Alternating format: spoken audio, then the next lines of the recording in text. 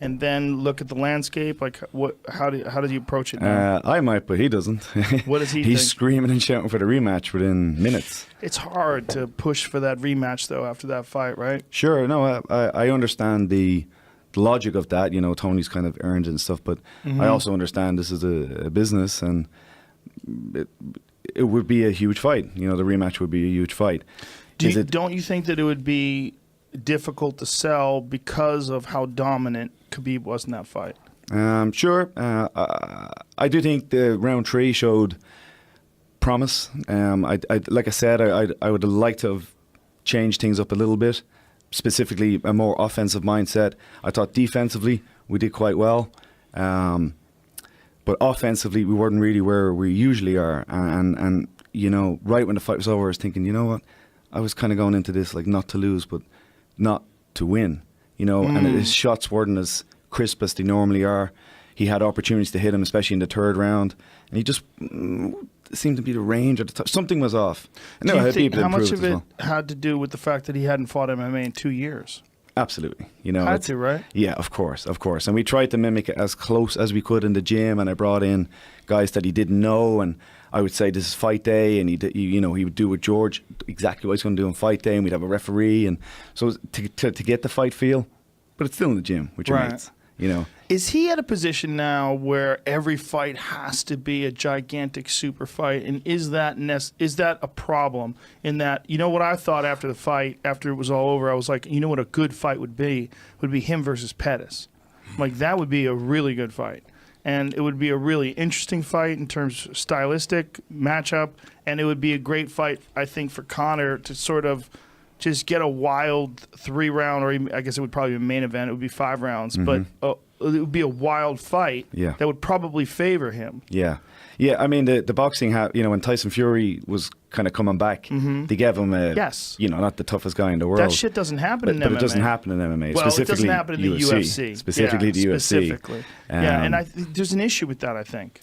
Yeah, you know, he was... at his early stages, he was fighting all the time, and as is natural, as you get older and as you achieve more, it is going to start becoming, once or twice a year. Right. That's just a natural progression of an athlete. I don't care who you are. But the wild fights that he could have at 155 pounds, whether it's James Vick or Justin Gaethje or Pettis, or there's good fights for him that aren't necessarily Khabib, they aren't necessarily Tony Ferguson, but they're a good fight to get that timing back, get everything locked in, 100%. But you have to factor in his personality, and he's only fighting now for fights that are really interesting to him. He's not that interested in anybody. Not that I've heard. Floyd Mayweather paper. Oh yeah, That's the problem. All that money. Right. So what more can he? Even with his spending, what more can he buy? The idea would be the eye on the future and the eye on the rematch. Like getting everything dialed in so that when he does have a rematch with Khabib, he is samurai sword sharp. Yes, sir. Yeah. As opposed to having 2 years off, one boxing fight in between them, and then such a grappling heavy contest. Yeah, I don't disagree. That would be a trainer, for me as a trainer, that would be the ideal. But it would be hard to motivate him for that. I think it would be hard to motivate him, and it's not it's not really the UFC model. It was obvious it was going to be those, you know what I mean? It was going to be those two. But if anybody could tell the UFC what time it is, it's Conor. Khabib time. Yeah. I mean, if anybody is the guy that can say, hey, this is what I want a fucking tune-up fight. I want a tough guy. He absolutely could. Yeah. And he absolutely wouldn't. It was like when he lost the Diaz-1 fight. Yeah. And backstage, he was screaming and shouting at all the top brass about getting the rematch at 170 as quick as possible. I'm in the background going, no, please don't. Did you not see that fight? He's a terrifying individual. Right. Let's get a 155 fight, and okay, maybe you meet him again, but he was not letting that go. And 4 months later, he fought the exact same guy. And that's where he is right now with Khabib. That's all I'm hearing from these. Yeah, well, listen, you could sell it for sure, especially with the fucking chaos after the fight. Just keep Dylan Dennis at home. Yeah. He's grounded. Yeah. So, what would you do differently? Like I said, from a strategy point of view, my number one thing would be to think more offensively. That we definitely had opportunities to land shots, and when Conor lands shots, watch the Eddie fight back again. It doesn't take him a whole lot of shots. He rarely misses. Even if you look at strikes that didn't land, those strikes were for a reason. They were to see what way he holds his hand, see what he moves. Like, I used to love watching Anderson Silva back in the day, and I thought they have a similar kind of approach. But this one, we just didn't seem to be landing. And when I look back at the training camp, we did spend most of our time with a defensive mindset. And I think that's a mistake. But don't you think that a big part of it also was that he had to be tired because Khabib is such a mauler? 100%. I mean, it had to have some sort of an effect on his ability to land those shots. Yeah, I'm sure that did, and that was part of the strategy for 1 and 2. If we did end up on our backs, was not to put a massive amount of effort into getting up, just play guard and stay safe, because the next round starts on the feet and try to do damage there. But it's still tiring, And Conor gets a hard time about his cardio all the time, but who has Khabib faced that didn't look like that after 2 rounds? Iaquinta. Yeah. I mean, I was super impressed with Al Iaquinta in that fight, especially considering he came into that fight looking for a 3-round fight. I mean, that was what he was trained for. Right. He was trained for a 3-round fight, and it changes up, and all of a sudden he's in a 5-round fight for the title.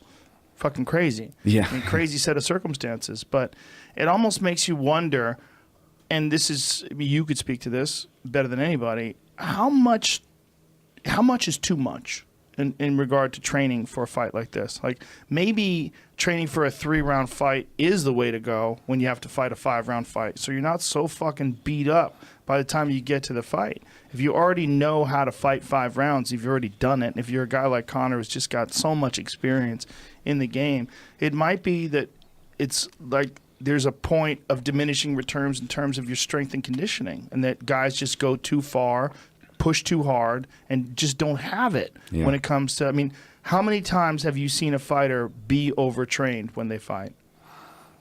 Very often, definitely. They've given their best rounds in the gym, and it's very difficult as well in those last 2 weeks because anxiety is starting to grow, so you want to train harder. Right. And you want to get one more spar in, and you want to, because the fight's coming. It's almost like when you're back in school and you're cramming for an exam. Well, if the exam's tomorrow, I'm going to stay up all night studying. Right. And it actually got me through college, so it works somewhat. But in fighting, we got to do the opposite. We got to have a solid taper off period. And that is hard when you're dealing with a 20-something-year-old man, and he's dealing with what's coming around the corner. So, but that's the trainer's job. How much did he taper off for this fight? Same as usual. We have about a 2-week taper off period where we start bringing it down. He did actually spar even after that. We were working very hard for this fight in a somewhat limited period of time. So we didn't taper off quite the way we would normally do, but roughly 2 weeks. If you wanted to do a rematch, and if the UFC did grant a rematch, then this is obviously dependent upon how the Nevada State Athletic Commission handles the legal ramifications of him jumping out of the cage, attacking Dylan Dennis, the subsequent brawl, the chaos that ensued, visas. I mean, you're dealing with a lot of legal shit in this fight that could hold things up. I mean, they held both guys' purses, correct? Well, they held Khabib's. Conor got his. Yeah, okay. Conor got his purse paid. so he gets his purse. And Khabib, I mean, who the fuck knows what's going to happen with him? I hope they're lenient on him. And not just so we can get a rematch. I mean, I love watching him fight for a start. Yeah. And I can stretch myself to understand his reaction. Yeah. I can stretch myself to I can't stretch myself to understand the other guy's reactions.